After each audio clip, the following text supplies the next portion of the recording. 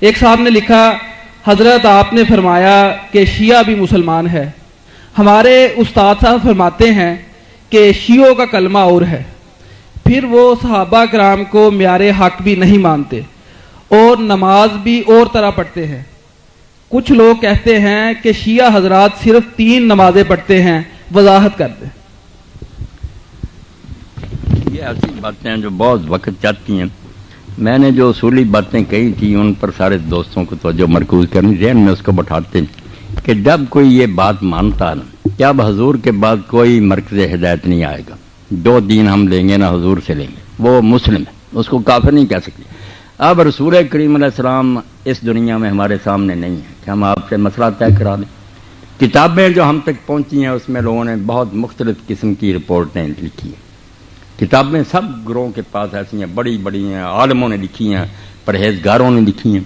ایک طرف ایسی ہسٹری ہے جس میں لوگوں کے ظلم ہی لکھے ہیں جن کو ہم صحابہ کرام کہتے ہیں. میں اور آپ تو چونکہ سنیوں میں پیدا ہوئے، ہمارے دلوں میں تو ان کی حقیقت ہے، ہم سمجھتے ہیں کہ ان کو برا کیوں کہ، مگر آپ ذرا اگر صبر کر کے حوصلہ سے کام لے کر کتابیں دیکھیں ان کی بھی، اور اپنی کتابوں میں جو نشاندہی کرتے ہیں ان کو ذرا دیکھیں اور تھوڑا سا یہ سوچیں کہ بھئی ان کی بات بھی تو کوئی سوچنی چاہیے. پھر میں اس وقت بیان نہیں کروں گا کیونکہ پھر بات پھیل جائے گی، کوئی بدمزگی ہو جائے گی. آپ خود کہیں گے کہ یار وہ بھی معذور ہے. اگر ایسے سلوک انہوں نے کیے حضور کی اولاد سے تو کیوں ان کو پھر نیک کہا؟ اب وہ بیان کرنے کی باتیں نہیں کہ ان کو کھولا جائے پھر تو شیعہ سنی بحث چھڑ جائے گی. صرف بات یہ کہ جو کسی غریب کو پہنچا نا، وہ نہیں کہتا کہ میں حضور کو نہیں مانتے گا، حضور سے پہنچا یہ لگے. ہمیں یہ پہنچا حضور یہاں ہاتھ باندھتے تھے، ہم اہل حدیث یہ باندھنے لگے. حنفی حضرات کو پہنچا کہ ناف کے نیچے کتابوں میں سب باتیں ہیں، کوئی نہیں کہہ سکتا کہ یہ ناف تلے نہیں لکھا یا سینے پر ہی لکھا. اب جس کو جس پر تسلی ہو جاتی ہے کہ میرے خیال میں یہ بات زیادہ درست ہے اس پر عمل کرتا وہ یہی سمجھ کر ہے کہ ہدایت حضور سے لے لی. اب شیعہ حضرات نے دیکھا ان کی بات چھوڑیں، نماز کی بات. اب میں اپنی کتابوں کی بات کرتا ہوں. اگر کسی نے پڑھا ہے تو مصنف ابن ابی شیبہ دیکھے، یہ سب لوگ امام بخاری اور مسلم کے استاد تھے، ان سے پہلے انہوں نے کتابیں لکھی. اس میں الگ باب ہے کہ ان لوگوں کا بیان جو نماز ہاتھ چھوڑ کر پڑھتے. اب اس میں کون آدمی آتا؟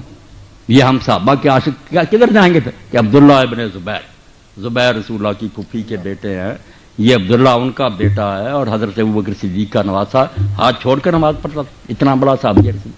اور مدینہ منورہ میں، کوفہ میں، بصرہ میں یہ جتنے ہمارے امام ہیں ان کے جو استاد تھے صحابہ کے بعد ان کو تابعین.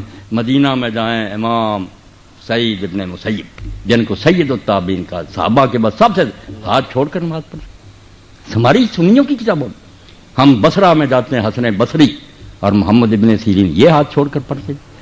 مکہ میں یا کوفہ میں آتے ابو حنیفہ رحمۃ اللہ علیہ کے استاد دادا ابراہیم نخعی، یہ ہماری کتاب میں.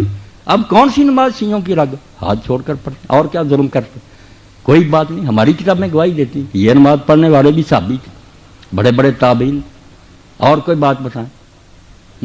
یہ کلمے کی کیا بات ہے؟ کلمے کی کوئی بات نہیں. یہ بھی انہوں پڑھ مولویوں نے بات بنا رکھی ہے. جو کلمہ ہم پڑھتے ہیں ناراض نہ ہونا، آپ بات چل پڑیے. یہ کہاں قرآن میں؟ لا الہ الا اللہ محمد رسول اللہ کو دکھایا مجھے قرآن میں، حدیث رسول میں دکھائے، کہیں یہ کلمہ طیبہ نہیں. یہ 2 الگ الگ کلمے ہیں. بالکل ٹھیک ہے، لا الہ کہیں لکھا ہے، محمد ہم نے جوڑ لیے. حضور نے تو جو کلمہ بنایا وہ شیعوں اور سنیوں کا ایک ہے، کلمہ شہادت. حضور وہ پڑھاتے تھے، اشہد ان لا الہ الا اللہ وحدہ لا شریک لہ واشہد ان محمد عبدہ ورسولہ، وہ ہے کلمہ. یہ ہمیں 2 جمع کیے، انہوں نے ایک تیسرا بھی اکٹھا کر لیا. اگر کوئی چوتھا بھی کر لے کہ ساتھ ہی کہ ابوبکر صدیق عمر فاروق، کچھ بھی نہیں بگڑتا. نیک باتیں اکٹھی کرتے ہیں.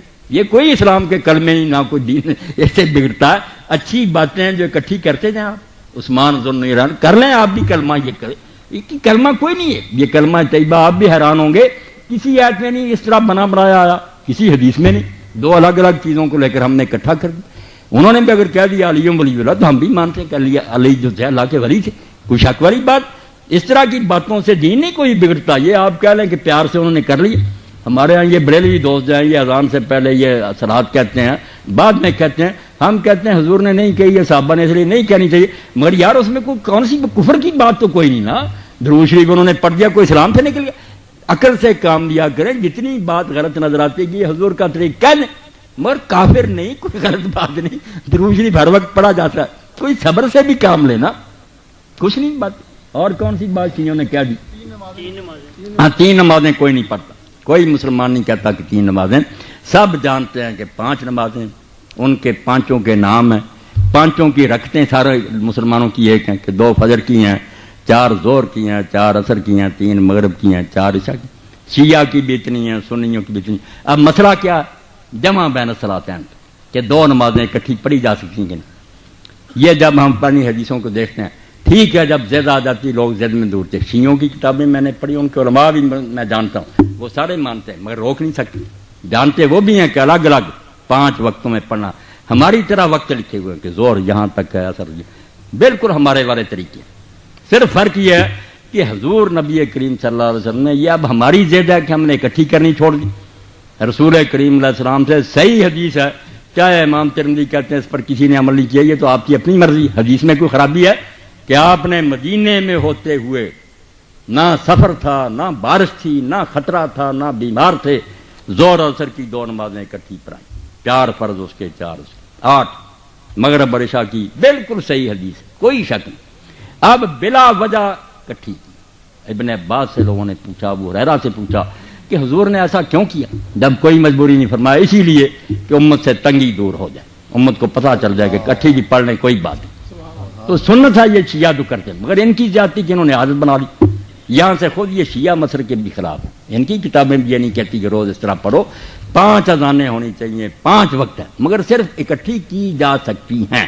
مسئلہ اتنا تھا کہ جائز ہے اگر کوئی کر لے، ہم نے ضد کر لی کہ کرنی نہیں اکٹھی کی تو کافر ہو جائیں گے، ہم بھی جھوٹے ہیں، جب جی چاہے اکٹھی 2 نمازیں پڑھ سکتا ہے، ظہر عصر مغرب عشاء جائز۔ ان کی وہ ضد غلط ہے کہ روزانہ پڑھنا، یہ ان کے مسلک میں نہیں، ان کی بھی شرارت ہے، کتابیں ان کی نکال کر دکھاؤں گا، ان کے علماء کے فتوے دکھاؤں گا، ہماری طرح 5 اذانیں دیں 5 وقتوں، اصل یہی ہے، مگر کبھی اگر اکٹھی کو کر لے تو بیٹا اتنی بات تھی کہ وہ جائز تھی، ہم نے ضد کر لی کہ نہیں پڑھنی، انہوں نے کر لی کہ ہم نے جان بوجھ کر اسی طرح پڑھنا ہے، یہ چیڑ بن گئی۔ مسئلہ اتنا ہی ہے کہ بلا وجہ بھی ظہر عصر کو مغرب عشاء کو اکٹھی کیا جا سکتا ہے، اس میں نہیں وہ کوئی بری بات کہتے، جو عادت انہوں نے بنا لی یہ غلط ہے، پڑھتے 5 ہی مگر 2 کر کے اکٹھی پڑھ لیتے ہیں۔